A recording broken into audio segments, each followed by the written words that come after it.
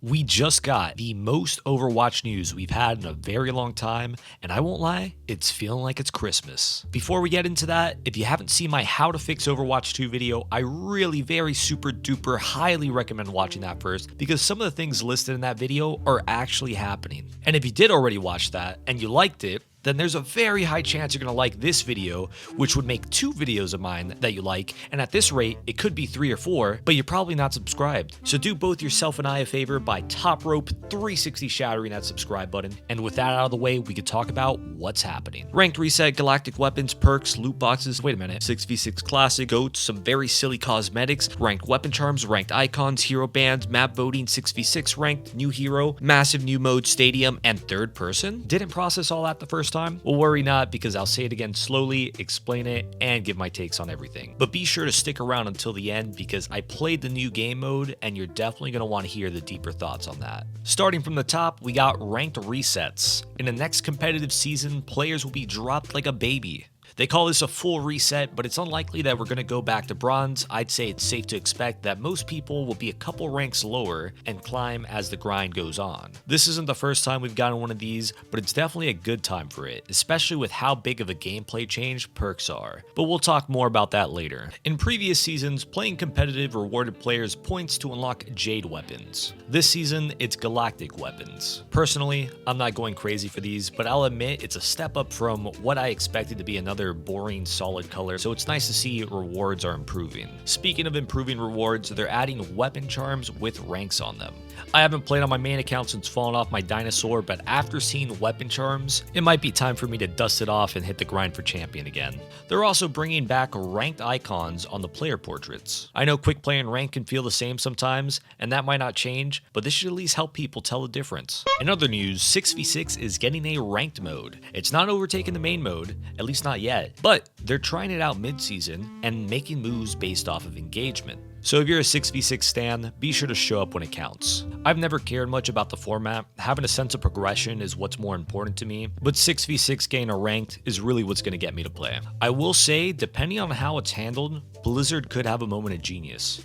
And I say this because the first season is almost guaranteed to succeed because you have 3 things going on here. First, it's the mid-season, so regular ranked grinders are about checked out from the main mode. Second, novelty carries. And third, it's not promised to come back, so some people will play it because of fear of missing out. Them making it work for one season isn't the genius part. What is if they continue it as a mid-season thing and players actually engage with it. That way, for at least half the season, 5v5 and 6v6 aren't competing for the same players, and 6v6 will feel fresh every time since it's not available the entire season. I think this has the potential to be a healthy solution where both formats can coexist. One last thing about 6v6, we're getting another quick play classic, and it's finally Overwatch's most iconic meta, goats. Some of you guys were still wearing diapers when goats happened, so Grandpa will give you a quick summary.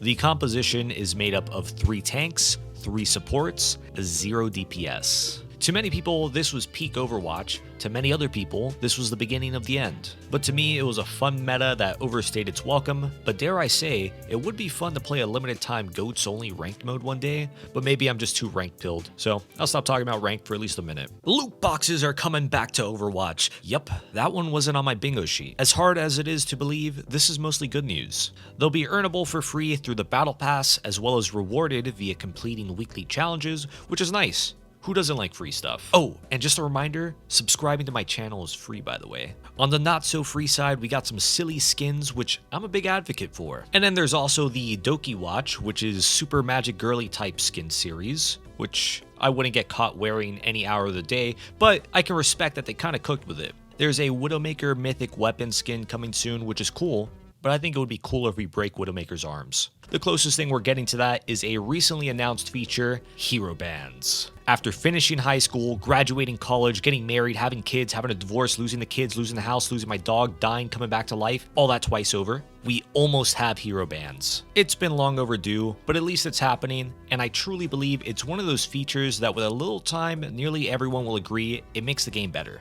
I mean, the logic's pretty simple. Don't want to play an unfair matchup or meta? Well, now you get a little control over that. If you don't like having any control in your life, then don't worry, because hero bans will not be present in the unranked modes. But on that same thought of giving players more control, another future feature coming to the game is map voting. It's exactly what it sounds like, and as of right now, we don't have specifics other than it's coming after hero bans and being exclusive to ranked. Unlike the last feature, I did not think this was going to happen, or if it did, it would be somewhere like a year from now. So hearing that it's in the works is a pretty pleasant surprise.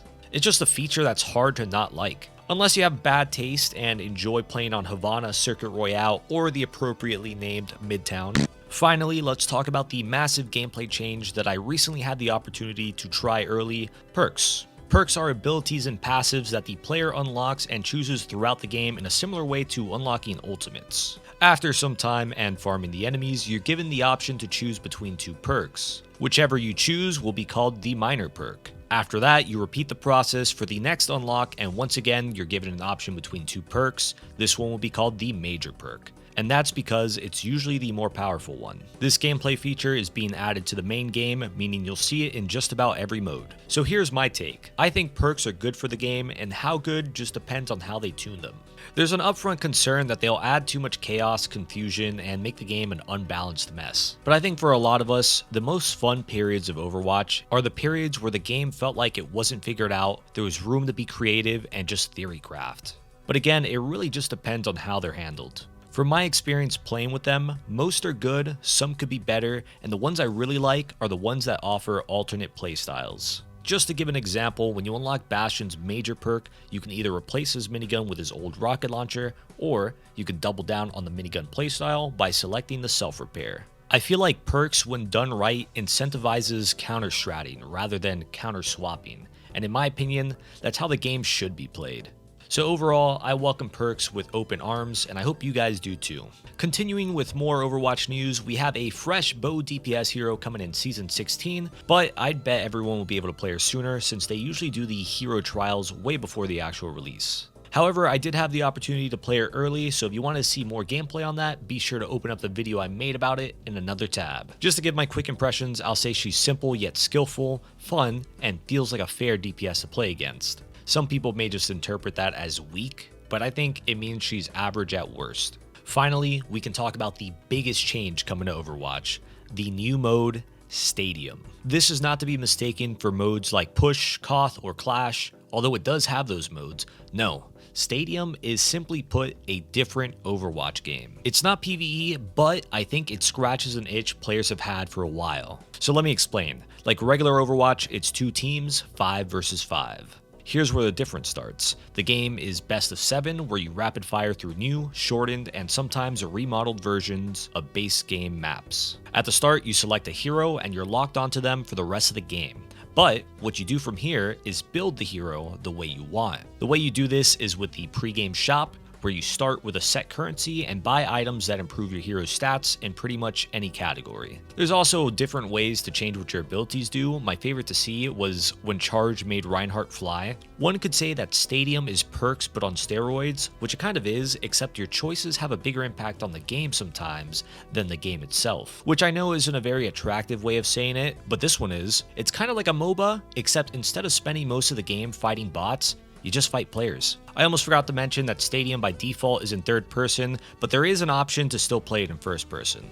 I know it seems kind of like an odd choice, but after playing it, I can say that this version of Overwatch just benefits from third person. The fights feel tighter because of the small maps, and items can sometimes bring visual chaos, and just in general, there's less of an emphasis on the raw FPS part of the game, so having the extra screen information from third person just makes sense. In summary, Stadium does a great job of being an alternate game in Overwatch, and I can see myself struggling to pick which version of Overwatch I want to play. One thing I would be cautious about is if I were the team working on Stadium, there's going to be combos that break the game, and that's something that can suck the fun out of it if there aren't answers. So being receptive and quick to make changes is going to be really important. And with that, we wrapped up just about everything that's coming to Overwatch soon. I think it's safe to say the sleeping giant is no longer sleeping. The fight between Marvel rivals in Overwatch is looking less like a one-hit KO, and now a closer to even boxing match for King of the Hero Shooter genre. But to answer the title of this video, does this mean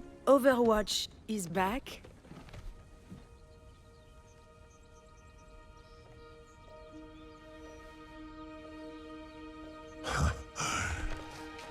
No. Sorry guys, I couldn't help it. Jokes aside, I'll be bold enough to say we're not just back, we're entering the golden era of Overwatch.